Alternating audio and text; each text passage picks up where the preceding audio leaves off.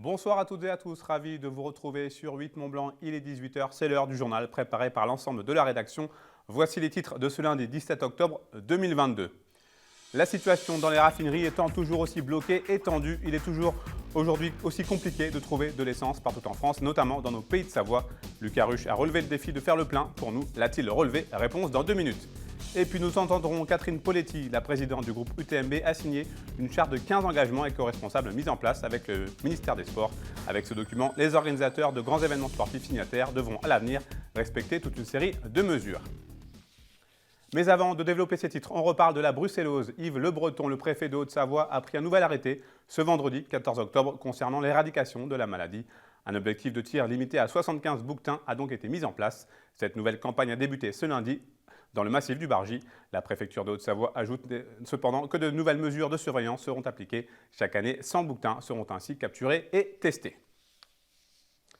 Vous en avez peut-être fait la mère expérience, il est toujours aussi difficile de trouver de l'essence dans nos deux départements. La grève étant reconduite dans plusieurs raffineries du pays, la situation reste donc tendue pour de nombreux automobilistes.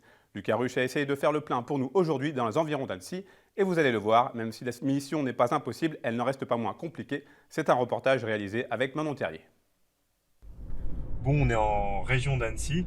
Mon réservoir est bientôt à sec et je vais essayer de trouver une station-service de dispo pour faire le plein. C'est parti. Et mon premier arrêt s'effectue dans cette grande station d'un hypermarché de la zone industrielle d'Épagny. Malgré les 14 pompes de disponibles, aucune ne propose de l'essence. En milieu de matinée, la station a été réapprovisionnée en diesel.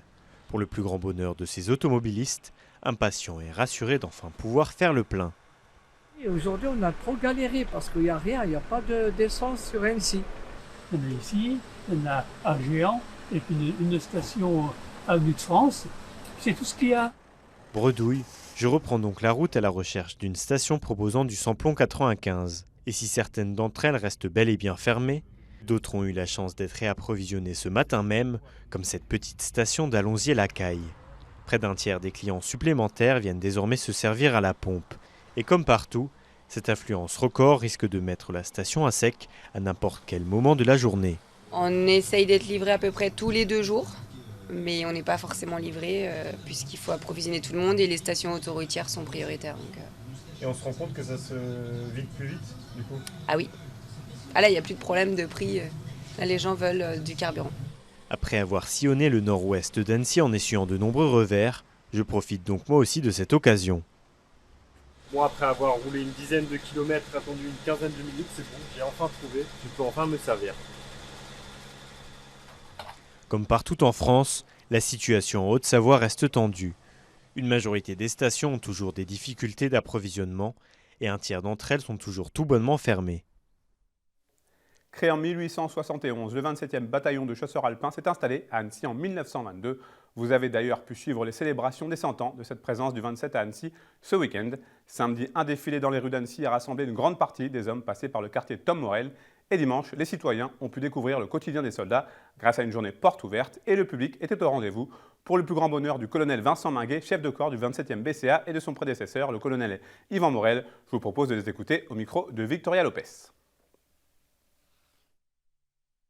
C'est important. Pierre Gilles disait tout à l'heure, moi non plus, j'aime pas cette notion lien armée-nation. Parce que lien armée-nation, on imagine qu'il y a un lien, et déjà, on voit qu'il y a deux. En fait, c'est pas ça.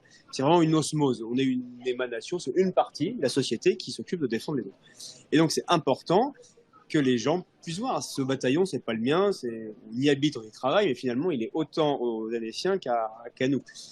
Alors, pour des raisons de sécurité, l'entraînement, effectivement, on ne peut pas le laisser ouvrir en permanence aux citoyens. Mais là, c'est l'occasion d'ouvrir ces portes, de venir nous rencontrer dans notre lieu de travail, où on s'entraîne, où on se prépare, où on tisse cette cohésion indispensable pour le jour où on ira au combat.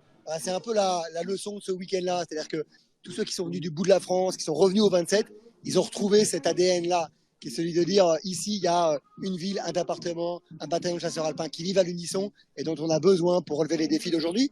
Vous savez qu'aujourd'hui on a des défis très importants d'un pays qui se cherche, d'une guerre qui est à nos portes. Profitons-en, il y a des choses solides qui existent sur lesquelles on peut s'appuyer pour lever les yeux, lever la tête, faire face, réfléchir ensemble à comment relever les défis. C'est ça qui est important avec une jeunesse qui est ici, qui est exceptionnelle. Voilà, la jeunesse qui s'engage au bataillon tous les jours, elle fait la preuve en opération, en montagne, de ce dont elle est capable. On a des cadres, des sous-officiers, des officiers qui sont exceptionnels et qui le sont, là encore, parce qu'ils se sentent portés par un environnement. Donc voilà, un message d'espoir, vraiment. Nous avons déjà eu l'occasion de l'évoquer dans une précédente édition. Le tunnel du Mont-Blanc est totalement fermé à la circulation depuis ce lundi 17 octobre, 17h, et ce pour 3 semaines. Cette fermeture inédite est la conséquence d'importants travaux de remplacement de la chaussée des 11,6 km de l'ouvrage. Plusieurs itinéraires alternatifs sont disponibles sur le site internet www.tunnelmb.net. La réouverture est prévue le lundi 7 novembre à 10h. En football, le FC Annecy n'y arrive décidément pas à domicile. Ce samedi, les joueurs de Laurent Guyot ont perdu leur 4e match sur 6 dans leur parc des sports. Le Pau FC s'est imposé 2-0 grâce à... Je vous propose d'écouter tout de suite la réaction de l'entraîneur Laurent Guyot. Difficulté à être dangereux, à se créer des occasions. On n'a pas d'efficacité quand ça se présente. Voilà, et puis après... les adversaires nous observent, les adversaires mettent aussi des stratégies. Leur stratégie a fonctionné sur un contre avec le fait d'être mené 1-0. Puis on sait très bien que quand on est mené, ça complique encore plus la tâche vu les difficultés qu'on a à se créer des opportunités, à être efficace et à marquer des buts. Voilà, c'est simple. C'est quoi qui fait qu'on est meilleur à l'extérieur et un peu moins bon à domicile? Il n'y a pas forcément grand-chose, hein. Mais il ne faut pas que ça devienne, oui, trop un sujet de conversation. C'est un match de perdu trop, oui. Voilà. Maintenant, on perd celui-là, on gagne à Bordeaux, ça fait toujours 3 points. Si on avait fait l'inverse, on dit oui, on aurait gagné à domicile et puis perdre à Bordeaux aujourd'hui, ça paraît quelque part, entre guillemets, logique. Hein, on va tout faire pour que ça n'arrive pas, mais ça paraît très logique. Bon voilà, c'est plus dans ce qu'on imagine Annecy capable de faire, mais moi... Honnêtement, je n'ai pas très surpris de ce qu'on est capable de faire en bien et de ce qu'aujourd'hui on n'est pas capable de faire. Et je l'ai dit la dernière fois. On reste dans le sport avec l'UTMB qui se met au vert. Catherine Poletti, la présidente du groupe UTMB, était conviée à Paris la semaine dernière par Amélie Oudéa-Castéra. La ministre des Sports a présenté une charte de 15 engagements éco-responsables aux organisateurs de grands événements sportifs. Une démarche qui a été adoptée par Catherine Poletti au nom de l'UTMB. Nous avons pu la joindre ce lundi en visioconférence. Je vous propose de l'écouter. Ce qui a motivé ce choix, c'est qu'on avait déjà signé la toute première. On faisait partie des 20 premiers événements signataires de cette première charte de 15 engagements.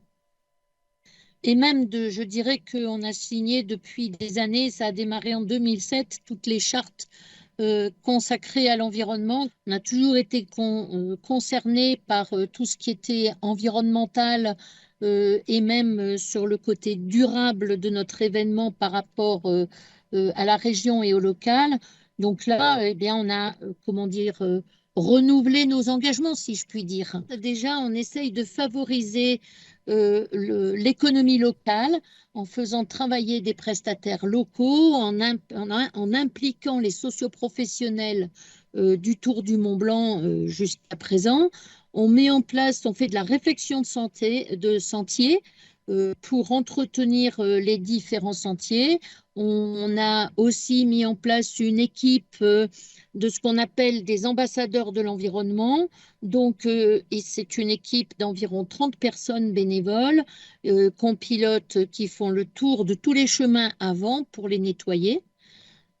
Après, pour les renettoyer après et peser là où, pour qu'on puisse déterminer quels sont les points de sensibilité. On a aussi, depuis fort longtemps, mis en place une lutte contre le plastique en supprimant les gobelets plastiques, en supprimant dans la mesure du possible les bouteilles plastiques là où on le pouvait parce qu'il y avait de l'eau courante. On les a remis ensuite parce que y a des endroits où il y avait moins d'eau, donc il fallait bien apporter de l'eau. Mais en limitant les hélicoptères, on a un hélicoptère pour les secours, un seul hélicoptère pour toutes les images. On a mis un plan de transport très important pour pouvoir éviter que toutes les voitures individuelles se déplacent partout autour du Mont-Blanc, mais plutôt essayer de proposer du transport en commun et une mobilité plus raisonnée. Et dans ces 15 engagements qui ont été décrits dans cette charte, on retrouve beaucoup de points sur lesquels on est intéressé de travailler et de pouvoir mesurer aussi la qualité des efforts. C'est la fin de cette édition. Merci à vous pour votre fidélité à l'information sur 8 Mont-Blanc. Merci à toute l'équipe. Tout de suite, vous le savez, la météo de Thierry Paul. Vous retrouverez ensuite un nouvel aparté de la rédac avec Victoria Lopez qui reçoit ce soir Yannick Cava, fondateur de l'association Cavalentin. Passez une très belle soirée, prenez soin de vous et de vos proches. Je vous retrouve ce mardi pour un nouveau point complet sur l'information en Pays de Savoie sur 8 Mont-Blanc.